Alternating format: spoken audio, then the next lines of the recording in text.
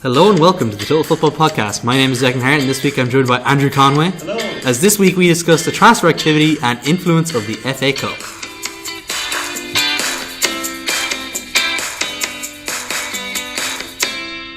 Southampton legend and current Sky Sports pundit Matt Le Tissier was having fun on Twitter over the weekend, winding up Liverpool fans saying, quote, "Doesn't it get annoying being a feeder club?" after the confirmation of the transfer of Philippe Coutinho to Barcelona.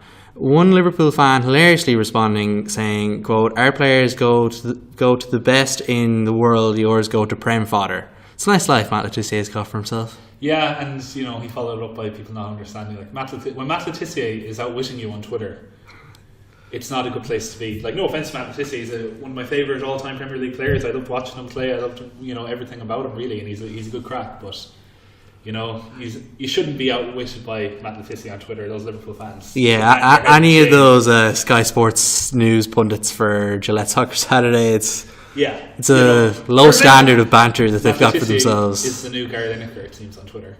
Oh, they're big boots to fill. Yeah, he's no whatchamacallit, I've forgotten his name, the Everton goalkeeper from Neville Southall. He's no Neville Southall, but he's no one is Neville Southall. Neville Southall is on point every time. He's very good, a very satirical, very clever guy. It appears that he hid from the world for a very long time, but here he is, and Philippe Coutinho is gone. Yeah, moving into the news, he's gone on a fee believed to be £142 million. Yeah. 100 million base. Yeah. So they're getting that now for the Christmas, so that's the important figure. 20 million in kind of add-ons, as in what's going to be paid over the length of the contract, and then a further 20 million on performance/victory bonus. So I think if Barcelona win the European Cup, they get like 5 million. Yeah. You see that a lot in contracts. Yeah, and if he wins Ballon d'Or, or if he gets into the shortlist, etc. and so forth. Yeah, it feels like Anthony Martial is the one scrutinised for that the most. Here are all the bonuses on his. Yeah, but we've seen that a lot. Yeah. Which is some Martial, at the time it could have been. Yeah, it was. It's not really anymore. It seemed so bizarre, that transfer at the time. But yeah, Liverpool have finally got rid of Coutinho. Liverpool fans, you should let us know whether you think this is a good thing or bad thing. I think we are fairly unanimous. Yeah, I think it was a good deal all around. It was inevitable. It was going to happen. The player wanted to leave. I think he was pretty professional, although he did miss August, which kind of hurt Liverpool because they did drop points. Yeah, I don't think it really hurt them in the long run though. Like, they beat Arsenal while Coutinho was gone. True. And they just destroyed Arsenal. Yeah. Was gone, and they replaced him with who's Alex Oxlade-Chamberlain. Yeah, is he the heir to the throne? He's the only one in the squad at the moment that could probably fill into that position. I know if they play Wijnaldum, I can't even say his name. Wijnaldum. Basically, when Coutinho doesn't play, they reverted to. They talk about the Fab Four. Yeah, the Fab Four kind of came out of nowhere with this. But that's gone now because you can't play that way unless you have Coutinho. They're kind of balancing it out. Yeah. So now they're going to have to adjust the way they play. Probably go to a flat three in the middle, and I don't know. Maybe Mane is a centre forward, and then you'd have maybe Firmino playing as a kind of false nine. They can still play, they can still play the front three with Mane, Firmino, and Salah, but they just don't have to readjust the base of it because there's no creativity at the core. Because for all the greatest Salah, he's a finisher, and he does create stuff as well. But he's not someone who gets the ball in deep midfield the way Coutinho would. Yeah, they need someone like Adam Lallana is kind of back in the side again. He's more of a replacement for Salah / Firmino. He's more in that mould rather than Coutinho. Who do they have in that side at the moment? That's Oxlade-Chamberlain probably the closest to it. But they could bring in, they've been linked with Lamar, as we've mentioned before. Yeah, Lamar would be more of a fit for that, or indeed Naby Keita is that player as well. Yeah, and there were talks that they might be trying to bring that move forward, but I don't think that's likely. Yeah, he is cup tied for the Champions League, which is one of the places they'd want to play that player, I'd imagine. So it probably wouldn't be the best move for them, but it would give him an extra 6 months to integrate. Yeah, and he wouldn't be like a like-for-like replacement for Coutinho, which is the problem as well. Not exactly the same, but he could fill in that gap, as we said, if they adjust their formation. It would allow Henderson to maybe move further up the pitch as well, which might be better for them. Maybe. Yeah, that could also be a good solution. Wijnaldum has pace, or Oxlade-Chamberlain. But Emre Can as well has agreed a pre-contract with Juventus, which was expected. Yeah, it was linked last summer, and I think Liverpool turned down some overtures for him to go. Yeah, it was like 20 million. Yeah, because he was in his last year. Liverpool have done we can talk about. Personally, I'm in favour of. I don't think any club. I know this is unpopular with a lot of clubs. I don't think players should be tied to clubs. Personally, they create the wealth. If they get a better offer somewhere else, it's their job, it's their life. Yeah, we're probably going to see now. I think it was Wenger talked about this over the summer. He thinks that more players are going to wind down their contract because, like Emre Can's going to sign a signing on fee that's far larger than he would have signed if he was being sold by Liverpool. Yeah, exactly. We saw it in baseball in America where the 1 year contract became a. There used to be rules in place, so you'd have to be. If you sign for a team, you play there for a certain amount of years, and you still have it for rookies and things like that in all the American sports. But a lot of players have 1 year rolling contracts now for that reason. Yeah, and we only really kind of see that with players over the age of 30. Yeah, and they're not big prospects or purchasers. They're not going to be big sell-on fees. They're not going to be great, long-term investments. Like that's more because the club only wants to have the risk of a 1 year contract. Exactly. Now the risk is it's a twofold risk because the club can lose the player, but at the same time they're not. Think of any amount of players. Like think of.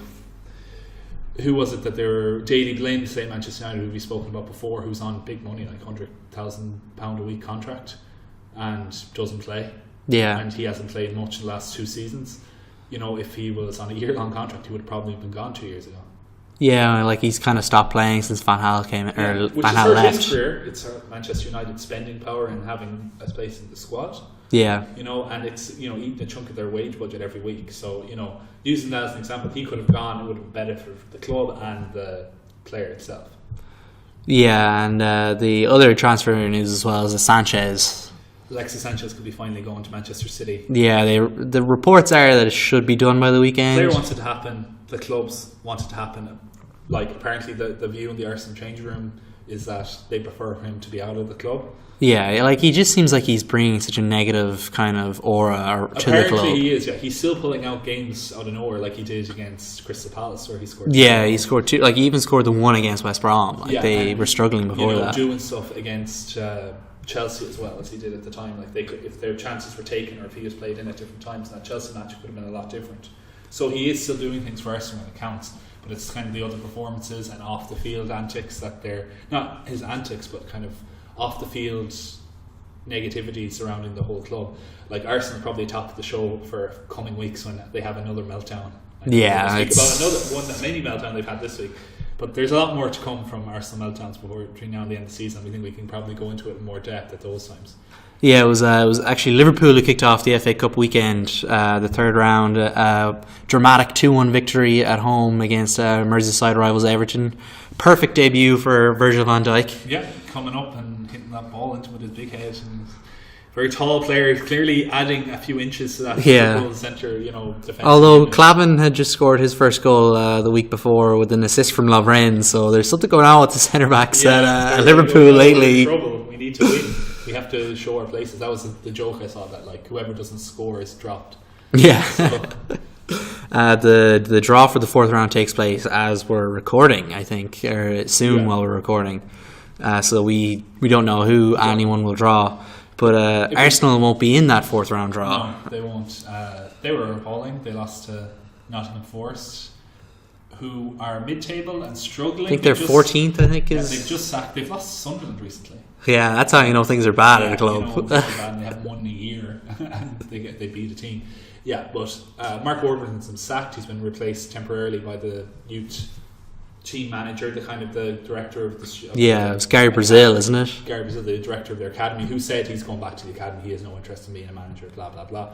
But he played loads of kids. The average age of the attacking six, I think, was 22. Yeah, it was a younger side than Arsenal's team, and Arsenal played some of their kids as well. Like when a senior player is Armand Traore in your squad, who rampaged through the Arsenal team. Arsenal had nothing. They had the two slowest players they have at centre back. Yeah, Mertesacker was getting beat to every ball over the top by, I think it was Brereton is his name. Like he was phenomenal, and he deserved the goal in the end, even if it did come from a penalty. But it showed you Mertesacker's done. Yeah, there's a reason why. We talked about earlier in the season when Arsenal were having defensive issues and Mertesacker was sitting on the bench and he chose not to bring on Mertesacker. Yeah, that kind of playing at centre back, I think it was at the time. Wenger kind of proving his point. Yeah, there's a reason why he's not playing. And Mertesacker's come up and he's held his hands up and said nobody on that team deserved any credit. To be fair, Mertesacker did score.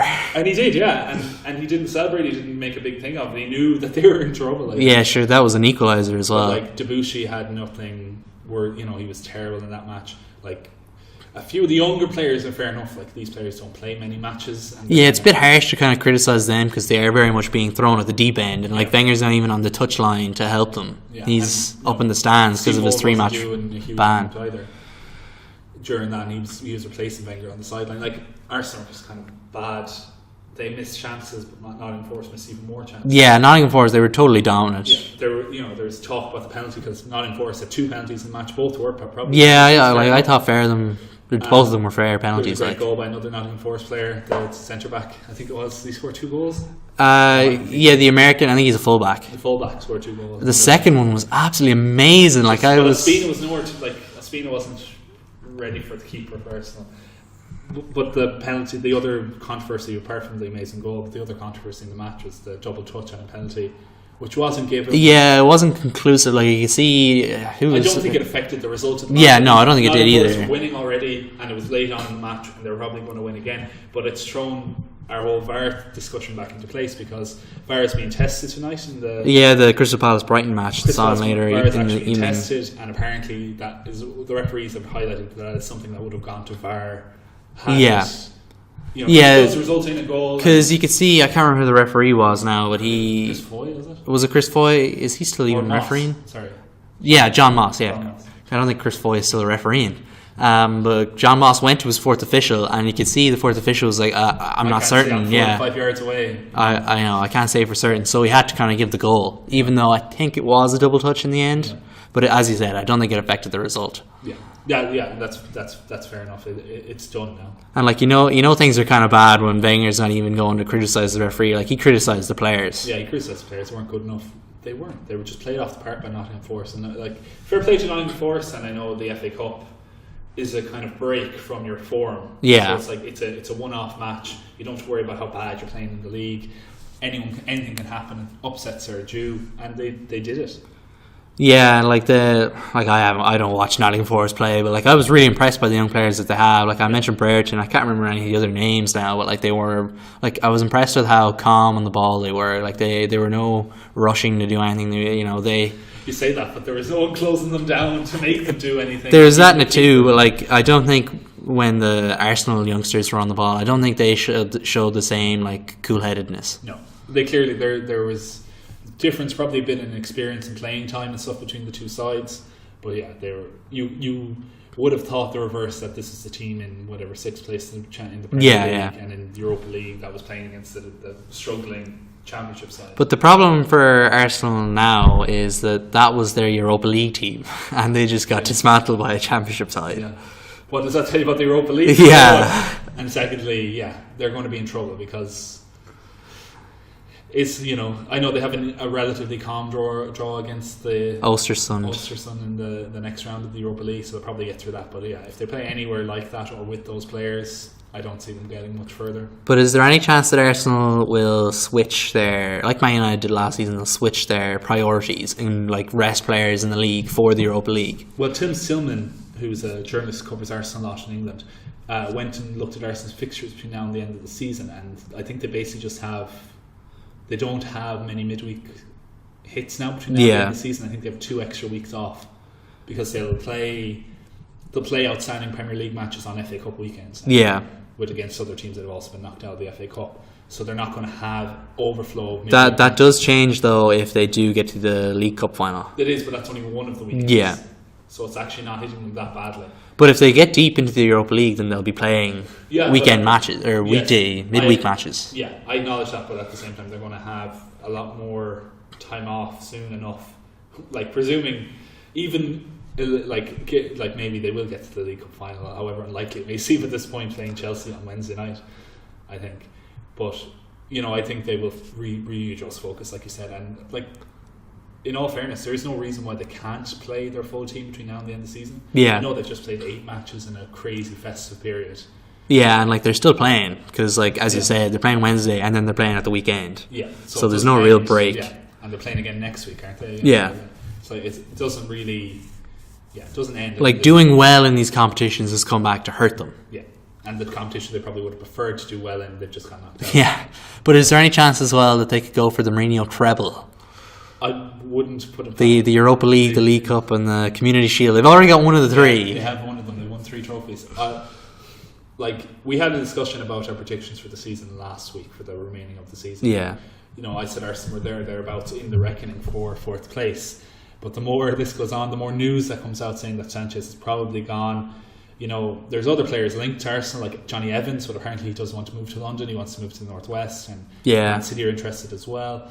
So they still need another centre half, and you know the fact that Thomas Lemar, who was the original replacement for Alexis Sanchez, didn't want to join Arsenal in the summer, even though fees were agreed at the time. Yeah, you know, it's a bad omen. So I don't see Arsenal bringing many players in. And Francis Coquelin, apparently they've agreed a fee with West Ham to sell him, which came from really? Yeah, which is why he wasn't in the squad yet. West Ham are quietly kind of signing a bunch of players. Yeah, but they need to as well. Yeah, David Moyes has done well since he took over West Ham, but you know, it's a long way to safety. Yeah, it's still another half of the season to go. Yeah. But Chelsea will have to go through the arduous process of a replay after they drew 0-0 with Norwich. But the big story out of that match had nothing to do with the performance against Norwich, because Antonio Conte continued the war of words with Jose Mourinho, labelling him as a little man. It's a great little feud. I know people might be a bit sick of hearing about Jose Mourinho and his little spats with other managers, but Conte's, for the first time, a manager has actually roared back with something other than, you know, anger.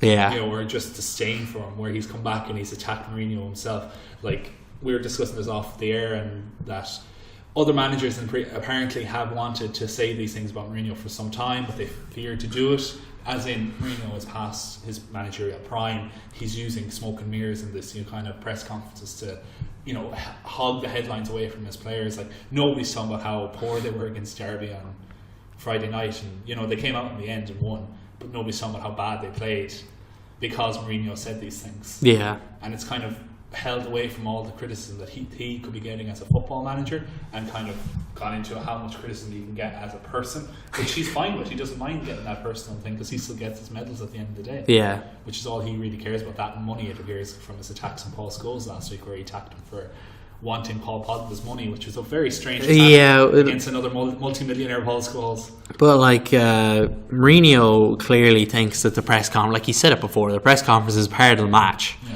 And like this is just getting himself ready for the match at the end of February. Like there's already a lot of build-up for that. Yeah, but this is a joke. But the problem is that this is becoming the important part. The football is no longer the important part of like anything. As I said, the Norwich match for Chelsea is not what anyone's talking about. As you said, no one's talking about the performance against Derby. Yeah. They're talking about, Mourinho said this like a little child, and Conte came back like a little child and said this to him.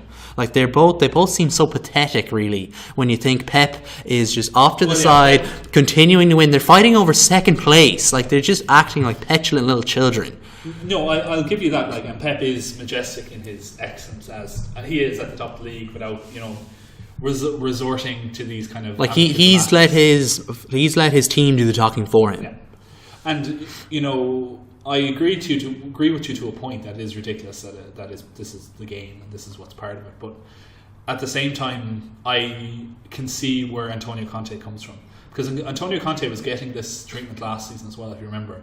Mourinho was taking credit, you know, I left him a great team and blah blah blah. Yeah, no, like Mourinho is the worst for it. Yeah, and Conte didn't do it last season because apparently he wasn't confident enough in his grasp of English to take on Mourinho. Yeah, and we could even see that when he was failing to kind of remember the word amnesia. Yeah, you know, senility or being senile was, you know, his way of saying it, and he meant to say amnesia, and he kind of said that in a kind of angry little anecdote. But then you cut back to Mourinho when this notion of that he's senile or that he has amnesia comes back to him, and he very carefully crafts a statement that has anything to do with Conte, and then at the end of it talks about match fixing, which of course Conte was charged and exonerated with in the end. Yeah. But in the interim had to take beginning of the season he was banned from the It was a 4-month ban or something like that. I can't really remember now. That was a very strange situation, and it goes into Italian, you know, football politics, which is a very complex. But I was actually watching a clip of Conte at a press conference when he was Juventus manager. Yeah.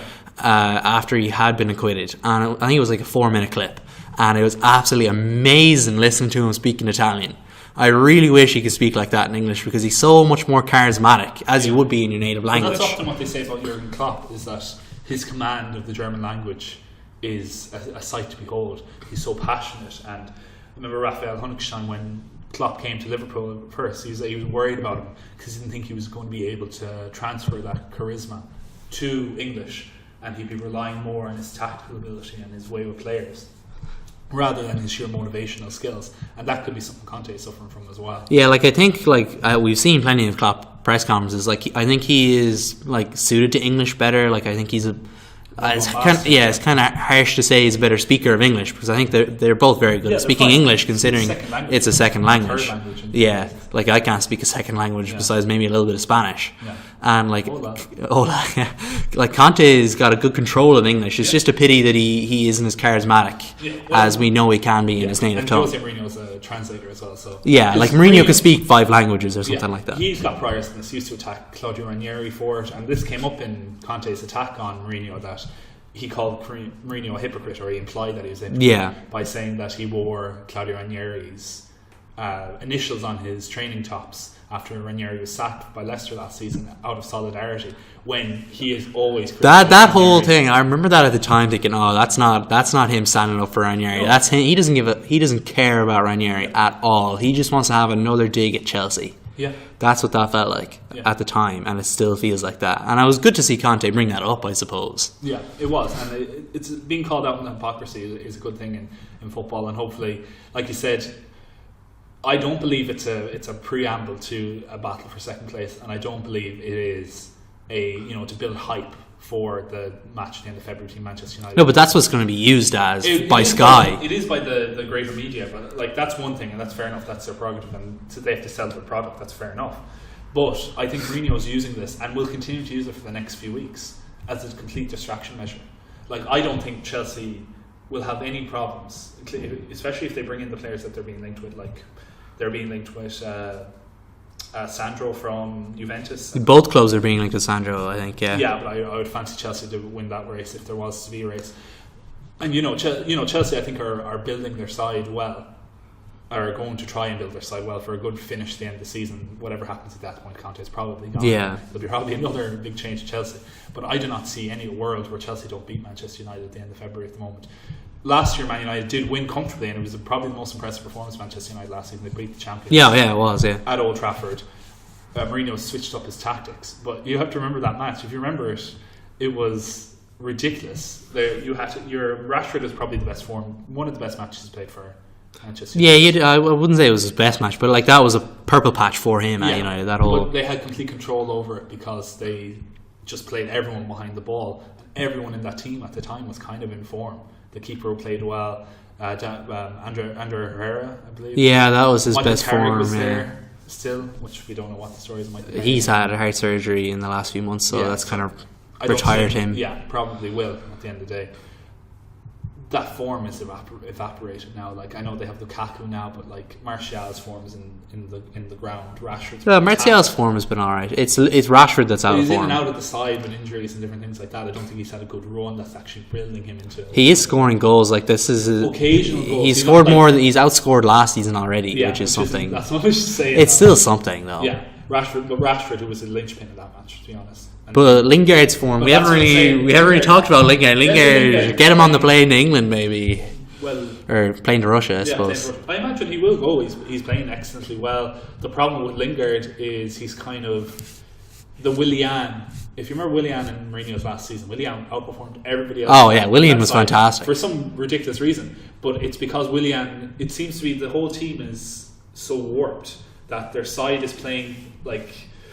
It's a difficult thing to explain over audio, but the Manchester United side at the moment is playing in a kind of diagonal shape, where Lingard is kind of cut off from the team, up at the right-hand corner, left-hand corner, depending on where he is at the particular time. Yeah, he's playing from the wing basically, so it's wherever he starts. And the rest of the team is together, and he's apart from them.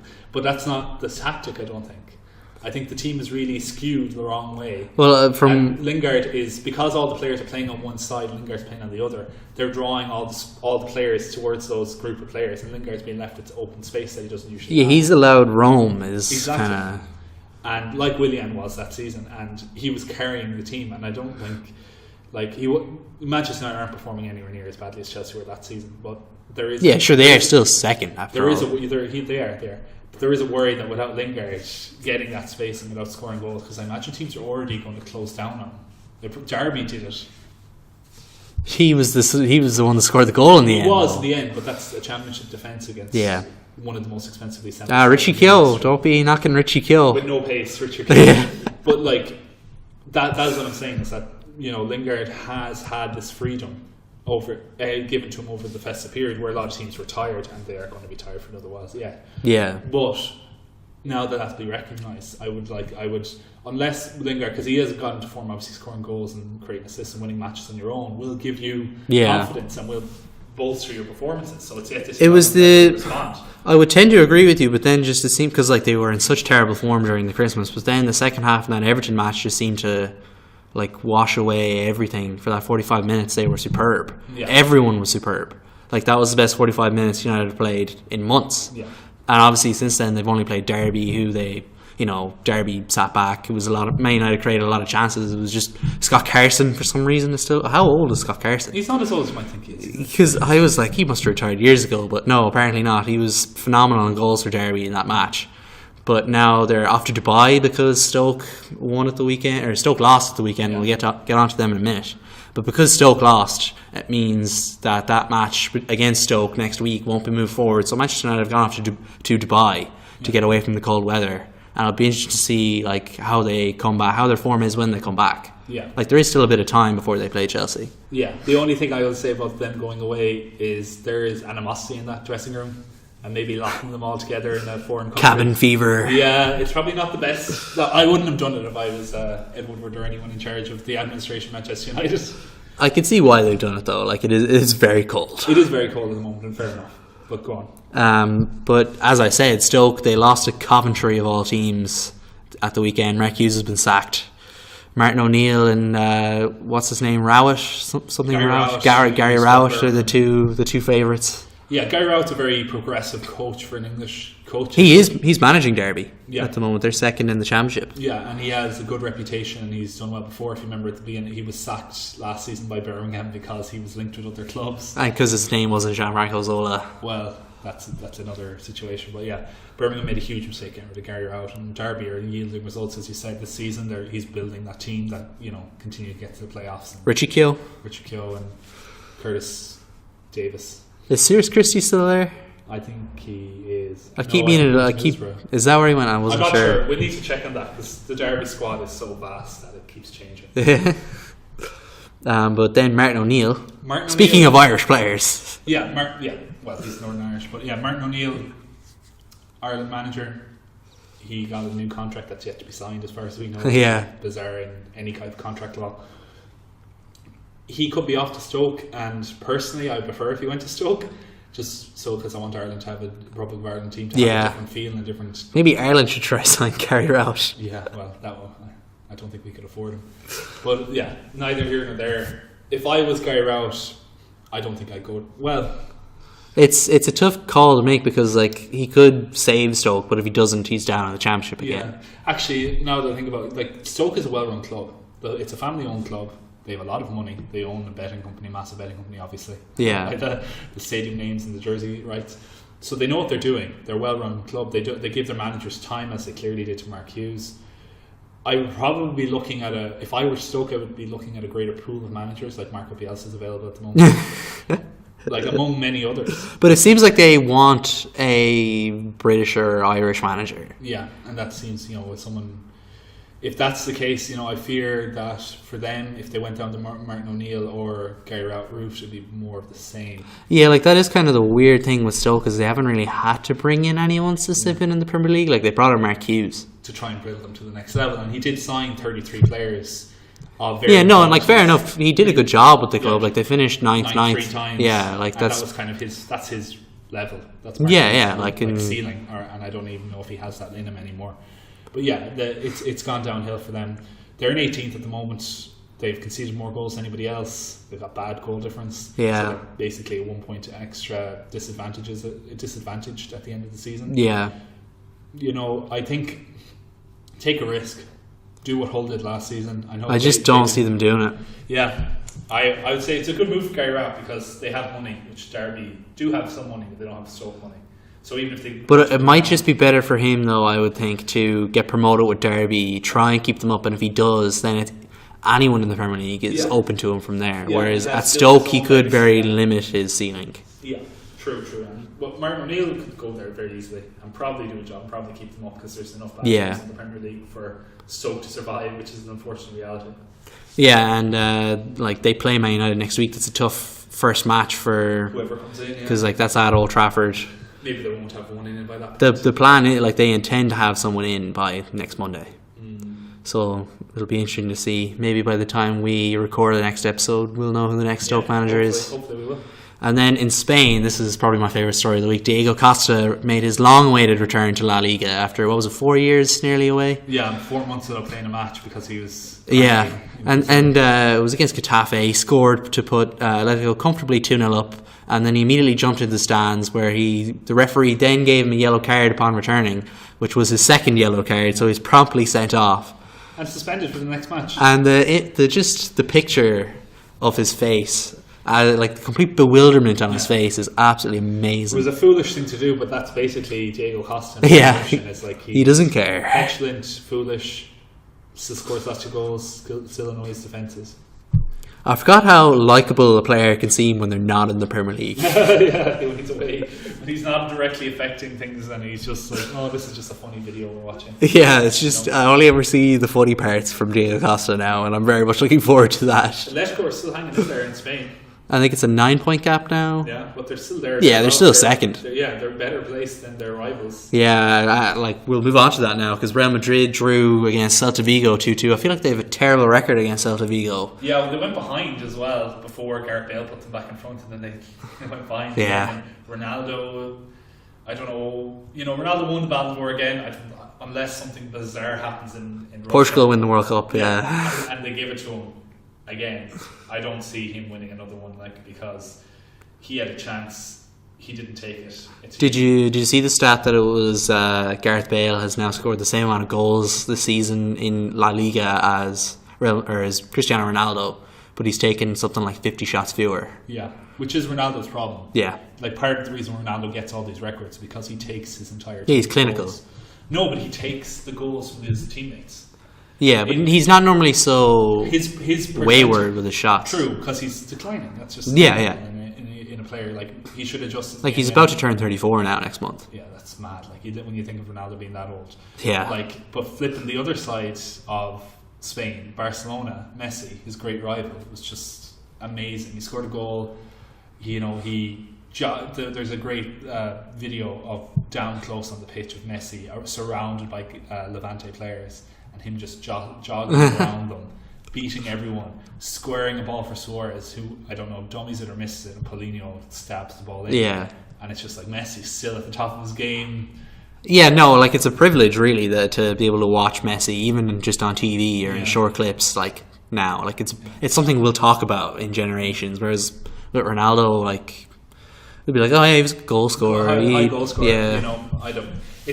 I don't know. Only his history will tell us what the story is, but in Spain it's done, I think. Yeah. That was the last real... I know Atletico we said 9 points behind, but even with Costa back at the club and having the goals... Yeah, no, they should comfortably finish second, I would think. Yeah, bar Real Madrid. But Zidane away could adrift now. Yeah. Madrid, there's no talk really of him yet being sacked. Yeah, no one's gone to that level. We've mentioned this a few times now, and I still think that it's the result of the PSG match is going to decide. Yeah, we'll see what happens.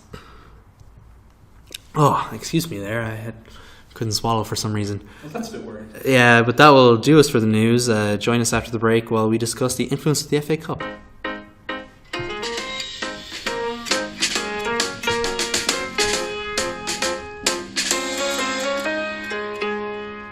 Welcome back. It's the topic of the show now. It was the FA Cup third round fixtures this weekend, as we mentioned, and to some people, to some people, it's the most exciting weekend of the year, and I can't see why. It is one of the very few weekends in the year where we can see amateur teams take on some of England's finest clubs. The FA Cup is the oldest football competition and one of its most prestigious. However, since the turn of the century, its influence on football has waned significantly, and this weekend there was no real magic of the cup feeling, bar maybe the Arsenal match. Is there any saving the FA Cup? Like, I disagree in some regard. Like, the FA Cup this season has definitely been a victim of the fixture congestion. Yeah. And having that, like we said, a lot of teams are playing 8 games in, a few weeks, which is a third of the Premier League calendar, or a fifth, of the Premier League calendar, which is a mental amount of football when you think about it, like the quality being continuous throughout it all. Yeah. It's not going to stay continuous. You can say whatever you want. They'll play the games. I'm sure the players are happy to play games. They love the sport. It's their livelihood and everything like that. But the quality just can't be maintained by a human for that long. No. And you saw that, like, with how many 0-0 draws did we have again? We had a bunch of 0-0 draws after another weekend of 0-0 draws. Yeah, I think it was Ed Mallion of The Independent on Twitter was like, just as well Manchester United weren't on TV this week, and he listed the matches that were on TV. And I was just looking at the results, I was like, all of those were 0-0. Yeah. And this is before the Nottingham match, I think, which kind of turned the tide a little bit for the weekend, because like... Well, there was a few exciting bits in there. Like, I have a list in there. Like, Leeds got knocked out by Newport County. Yeah. Of course, we're going to come to the flip side of it. Leeds fielded a weakened side. Yeah. With 9 changes. And Leeds aren't even quite the name that they were at the turn of the century. Newport County are a League 2 side that were ecstatic to come out with that. Yeah. It's a huge result for them. Wimbledon, AFC Wimbledon, went back to Wembley for the first time in 30 years, nearly 30 years, to take on Tottenham Hotspur. And for 70 odd minutes, it was all up until they held them tight, and Tottenham Spurs couldn't get through. It was a dire match. It was another one of those 0-0s. But that would have been a story in itself that Wimbledon went back to. Like, in the end, they lost 3-0, so that was the end of that. It is still a little like, they went back to Wembley to play Tottenham in the third round, because Tottenham don't have a home stadium. Yeah, it is different. It doesn't have quite the same impact or punch it could have had. True. 4 Premier League teams got knocked out. As you said, Arsenal got knocked out. Everton got knocked out by Liverpool, which, a Premier League team was getting knocked out in that match no matter what. Stoke got knocked out by whatchamacallit? Coventry, who are awful. So there's a huge story around Coventry, and there'll be another one knocked out tonight between Palace and Brighton. Exactly. And there's 5 more in replays as well. So potentially more than, or potentially half the Premier League could be knocked out in the third round, which has never happened in modern times. That would be bad for the FA Cup, though. What you're saying, the Manchester Cup is gone. If we lose half the Premier League teams and a considerable amount of lower league teams as well have been beating. Are there any non-league teams left in the cup? I didn't hear any stories. No, I don't think there are at the moment, which is unfortunate. Yeah, because like last season we saw 2 teams get to the quarterfinals, or was it just the one? I don't remember, to be honest. But it was. Arsenal drew 2 of them anyway. I remember being like, that's fortunate. But then we look, you're saying the magic is gone, and it's not good for the cup. But the teams that are still in there, like City, United, Spurs, all played strong sides. Yeah. In these matches, Chelsea and Arsenal both put out weakened side because they're playing each other in the Carabao Cup in a couple of days. To be fair, I will say I don't think City really have a weakened side. No, but when De Bruyne is playing and Aguero playing, there is scope. And they were at least playing Burnley, who are like Man City, one of the best academies in the country in England. And they decided not to exercise a huge amount of that. They're all in Spain. But they did give them some. A few of the players got game time in the match. Yeah. So, there is a bit of promotion there. Like, unlike Manchester United, where it was a full strength team effectively, or as close. Like even Nottingham Forest played 6 youth products against Arsenal. It was the match was managed by the academy director, so there might be a reason for that. He knows the players, but like some of the teams are taking it seriously, but at the same time, it could be. This is probably down to Sky and the broadcasters, but the EFL Cup semi-finals are on this week. Yeah, and that just kind of undermines the FA Cup. It does, yeah. Man City, Chelsea and Arsenal are playing in those. They're dropping player because, it's a chance of where they get in trouble if they play the weekend side in a semi-final. Yeah. They probably get fined because it's a showpiece of the tournament. It's also run by the FA. So they, especially after the catalogue of matches all the teams involved have had, it's a bit, much to ask. Yeah, like there needs to be some kind of break. Yeah, because this is effectively this is the schedule the World Cup team will play. Yeah. In the rounds of World like they're Cup. playing that many matches in the space of a short amount of time. Yeah, and that that's expected at tournament football. And some teams are like, there is a lot of controversy that if we're playing this amount of matches, everyone should play on the same days, so at least everyone has the same amount of rest, which wasn't happening either. Yeah. Like Arsenal had a day less of rest. Yeah, the way they scheduled the Christmas, I just didn't understand why they did it like that. Yeah. Like the way they did it 2 years ago, I think it was just like that was the benchmark for how it should be done. Which was? Like every side played on St. Stephen's Day, the day after Christmas. All 10 teams played, I think it was the 28th, the 29th. Yeah. Or like between those 2 days, all 10 teams got to play. And then on New Year's Day, all 10 teams played. And then there was a week to the FA Cup. Rather than we had matches every night of the week. Yeah. I know not every team was playing every night of the week, but basically every 3 or 4 days. Like even as a fan, there's fatigue there. Like I just didn't feel like watching some of them. Like West Ham, Tottenham was at the end of it, and I was just like, no. It's market saturation. Like in fairness, Sky and BT are playing in an immense, billions, literally. But BT didn't even get to show any of these matches. It was Sky. Well, that was Sky paid more. Yeah. Sky paid £5 billion, or BT and Sky paid £5 billion between them for these rights. Yeah. They want to get their money's worth out of them by stretching them over different nights. They're getting viewers every single night. If the thing was different and this was a different platform, a different model for football rights, I don't think it would be like that. It's another topic. Well, we're seeing a new model introduced, but as you said, yeah, it's no topic show. Amazon could come in and change everything if they're realistic about it, or at least break up the duopoly between the two majors at the moment. But as you said, it's another thing. The FA Cup, it is in trouble. It's not what it used to be. Like we said, 30 years ago, Wimbledon won it. It was as big as winning the league title. But even, I think I saw the stats, like only 3 times since then have a side not considered one of the big 6 right now. Yeah. Only 3 times have they won the FA Cup. Yeah, Everton. In 95, was it? Yeah, like Everton, Wigan in Portsmouth, 2013. Yeah, like even the semi-finals last year were still like the top 4, right? Or 4 of the top 6, because Arsenal were in there. Well, even 5, because Spurs have never really been involved in the FA Cup. Yeah. In that time period either. Like, yeah, it is kind of crazy. That like we talk about this like, oh, it's a great chance for the smaller teams, but like none of them treat it like anything, even though it's a really good chance for some silverware. Yeah, and it guarantees. It doesn't matter. But it guarantees even just a place in Europe next. None of them want. None of them want to play in the Europa League. That's what the Europa League needs. Fundamental. If no one wants to play in this tournament, it needs fundamental. Yeah, and again, that's another topic of the show later in the season. It is, but they all feed into each other. The FA Cup isn't as important as it used to be. They're trying to cling to some kind of, there's an old nostalgia attached to it, but none of the players, I don't think many of the players will place much more onus on the FA Cup. Especially because like there are so many foreign players in the league, and like not to say that's against or anything against the foreign players, but like they're not going to have an attachment to the FA Cup. Football's a globalized sport now. Yeah. If you're from Germany, you know about the FA Cup. Yeah, but if you're from Spain, you know about the FA Cup. The way that we know about the Coppa del Rey and the Coppa d'Italia and stuff like that, but and the Deutsche Cup in Germany, like this is. Everyone knows what in South America, the same as well, because they all watch European football. I don't think that's the issue, because they're all of a similar age now, where it's just another trophy.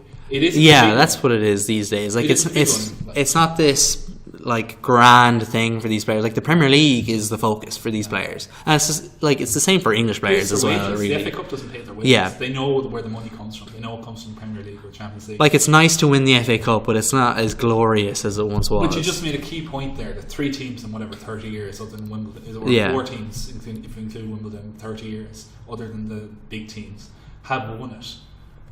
These teams have no chance of winning the cup, and they know it. Yeah, like if inside their head, they know no matter what they might say. It didn't stop Portsmouth. But it was a complete fluke. Well, they beat Man United on the way there. They just beat Man United. They got lucky. Somehow. Wigan beat Man City. Yeah, that was, and that's been one of the best FA Cup finals in a long time. I think. It has, yeah. And Everton were, it was a different age even when Everton won it back in the early 90s, and Wimbledon beat Liverpool back in the day. But like the other teams, when it's always been a match up between the big teams these days. Yeah, and like those are fun to watch, I guess. But they're not. They're just another league. It's another Premier League match. Yeah. Like it's no different. They've become so same. Even the EFL Cup. That's what I was about to say. Is that I think a lot of players wouldn't care between winning the EFL Cup and winning the FA Cup. Yeah, that's like I kind of mentioned this point earlier. Like as the semi-final matches this week have undermined the third round this week, I think the League Cup undermines the FA Cup as a whole, because like you can get an early good run in the League Cup, and like if you're in the semi-finals, then you can just ditch the FA Cup, like Southampton did last year. They took the gamble. We're like, we're in the League Cup final. We don't need to care about the FA Cup, and they got knocked out in the third round. Yeah, they almost won the EFL Cup then. Yeah. They came very close to beating Manchester United in the final. And that's the reality of it. Like, you have a better chance in the EFL Cup of getting to a final, even though that is even becoming like the FA Cup is now, that it's only the big teams that are winning it. When was the last time a non-big team won the EFL Cup? I can't even. Swansea. Yeah, Swansea, Yeah, that under Michael Laudrup. And then before that was even, well, because it is just... We always see a smaller team do get to the final, but the smaller team always loses the final. Yeah, like even in that match, Swansea were the favourite in that match. Yeah, but that was with the FA Cup for so long as well, that it was like, oh, there's still upsets, and a small team and a big team will play in the final. Most likely a big team will win. You saw with Coventry and Spurs, and occasionally, well, Coventry is a bad example because they won eventually, but Sheffield Wednesday, getting to the FA Cup final and losing it in the 90s. Aston Villa, although Aston Villa aren't a small club, granted, but they lost FA Cup. Newcastle United lost multiple FA Cup finals. Yeah. These teams are getting that far, and then that's it. Yeah. And that's faded away as well, because last season we had Arsenal Chelsea. Yeah, it was Arsenal Chelsea, and then the semi-finalists were Man City and Tottenham. Spurs, yeah. That was that's the way it's going. It's becoming just a kind of playoffs in the FA Cup for a runners-up trophy. Yeah. That's all it is. And I kind of enjoyed it last year, but it gets it's just an extension of the Premier League. Yeah, exactly. Even Tottenham playing in Wembley this season again undermines that, because it was cool because these big teams and they're playing in a neutral ground, whereas now it's just like Tottenham play there every week. Yeah, basically. But they even did that bringing the semi-finals to Wembley was a mistake. It should be just a random stadium in neutral England. ground if that's what you're going to do, but that's that's another story, and that's to do with monetary reasons and stuff like that as well, to fill out Wembley. They're just to finish and wrap on this point, like in the modern world, in modern football, the FA Cup has no place. A subsidiary cup competition in a country has no place. No one cares about it. It's won consistently by teams that are winning the league or are competing in European trophies that are more important to them.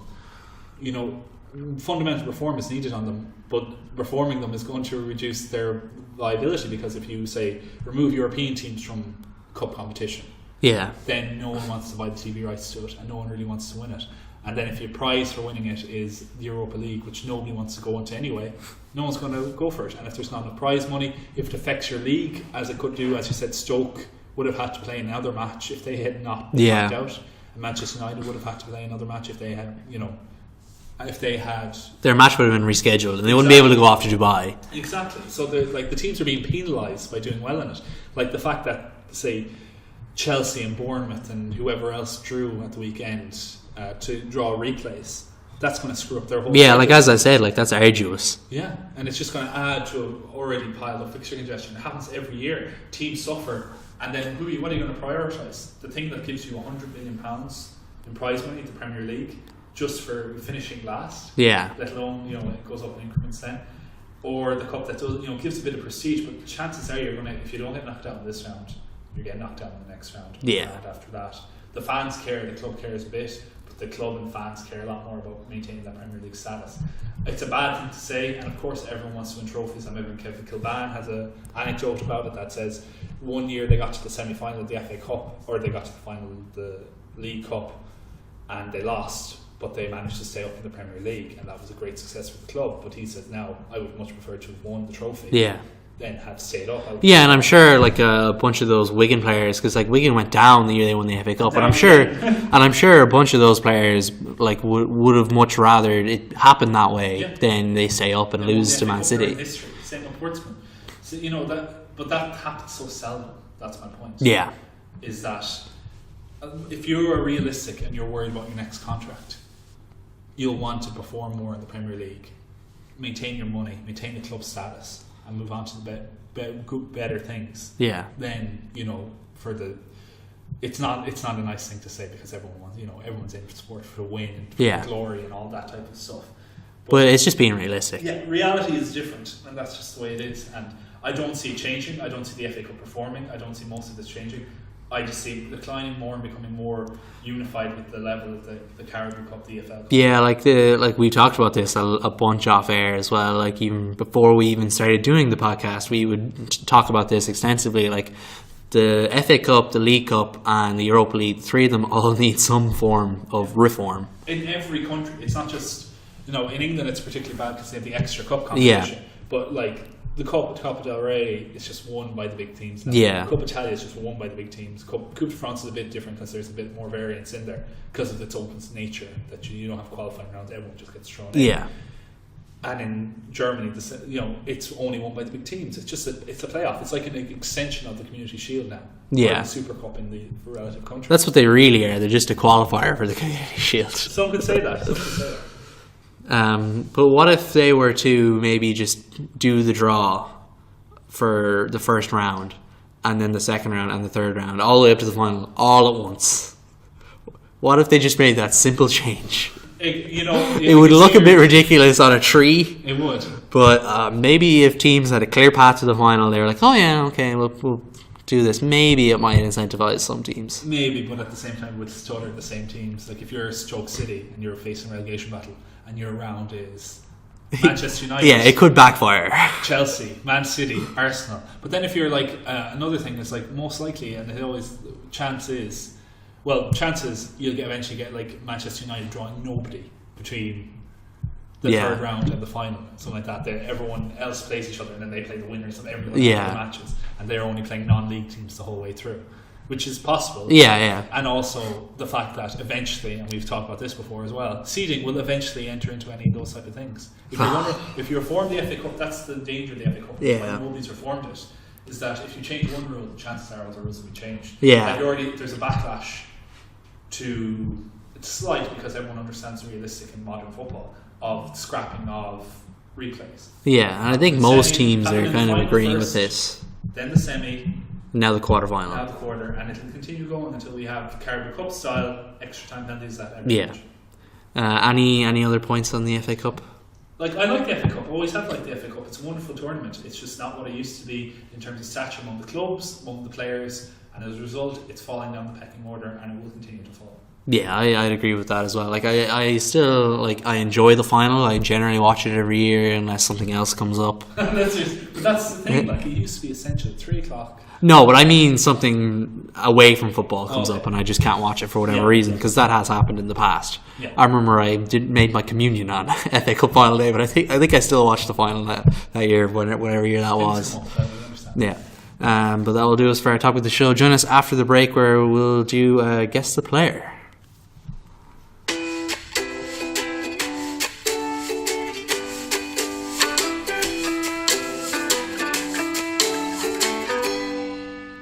It's time now to close the show out with a game of Guess the Player. Andrew, have you thought of any clever names for it?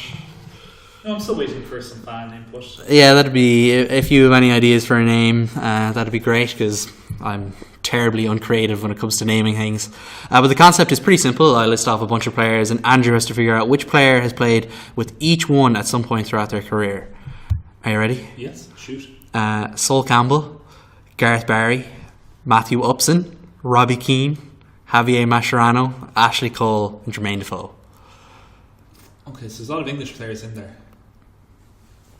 Let me see. Sol Campbell, Jermaine Defoe. Who did they play for each other? They played for Portsmouth together. So I'm sensing that's a Portsmouth player. Well, they both could have played for England together, you never know. They're both English. Yeah, but they played for England. Their overlap didn't last very long playing for England. Sol Campbell's the late 90s, early 2000s to the mid 2000s. Well, Jermaine Defoe has had a long career. He has, yes, true. So you're saying it's an England player then? I'm not saying that it's an England player. I'm just planting the seed of doubt, perhaps. There again. So other than Sol Campbell and Jermaine Defoe, we have Javier Mascherano, Gareth Barry, Matthew Upson, Robbie Keane, and Ashley Cole are the other players. Robbie Keane and Ashley Cole. Javier Mascherano and Robbie Keane only played together at Liverpool. I know it's not that's not the thing, but it makes me think that it was a Liverpool player to be. Is it Peter Crouch? It is Peter Crouch. Yeah. Well done. Yeah, just to explain, so he played with Portsmouth with Sol Campbell, Jermaine Defoe. He played with Liverpool, Javier Mascherano and Robbie Keane, or he could have played with Spurs or Robbie Keane. Yeah, he played with a few of these players in multiple clubs. He's played for a lot of clubs. Who else? What was the other player? Gareth Barry. Gareth Barry. He would have played with where? He played with I don't. Aston Villa. Yeah. Aston Villa. Yeah, that's what it was. Earlier in his career. The clues were, despite having not played for his country since 2010, he maintains he is not retired from international football, which I enjoyed that one. His only major honour is an FA Cup win, but he's also Champions League runner-up.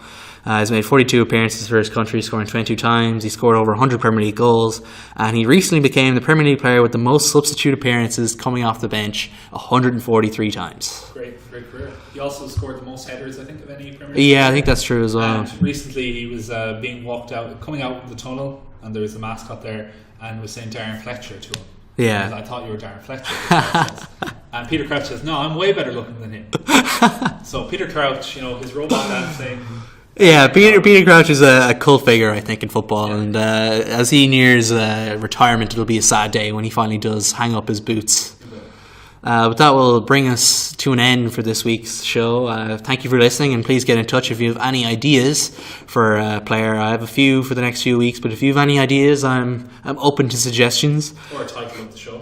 Yeah, or anything. Or a segment, rather. Email us at thetfpod@gmail.com, and if you even have any questions for our topic of the show, if you have any thoughts on the FA Cup or any suggestions. Entirely about our notion of the FA Cup. I think it's alive and well, and it is as strong as it ever was. Or if you're even a Liverpool fan, tell us your thoughts on the Philip Coutinho transfer. Yes. Follow us on Twitter at the TFPod. Follow me on Twitter. I'm at Cheesy Heartpun, and Andrew's at Conbon27. Please subscribe, rate, and review on your platform of choice. Spread the word about the show. Tell your family, friends, just a stranger on the street. Just tell them about this football podcast you listen to. And until next time, Andrew, say goodbye. Goodbye. And it's goodbye from me.